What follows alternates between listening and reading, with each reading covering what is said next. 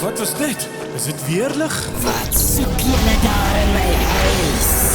Wie is julle? Nancy, ons het net vir die nag 'n bietjie skuiling nodig As gehad. julle vir my lieg, gaan julle dit bring.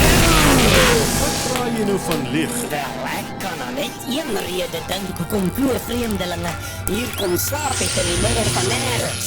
Julle is op 'n jagtog om my te vang. Maar as julle dink dit gaan maklik wees, Meneer, asseblief, ons het nie kom moeilikheid soek nie. Ons het regtig net 'n rusplek nodig gehad vir die nag. Môreoggend vertrek ons alweer. is jy seker daarvan? Ek dink nog steeds julle soek net 'n robotslaaf. Nee, dit is nie so nie. Ons weet nog nie eers wie jy is nie. Of wat jy is nie. Ek is Bliksem die robot en ek skiet bliksemstrale, so jy beter in jou spoor trap. Bly te ken, meneer. Ek is Jak Stein en hierdie is my beste vriend Snif Blaffelaar. Mag ons asseblief hier oornag? Net as jy nie julle kan gedra. Ons sal ons bes probeer.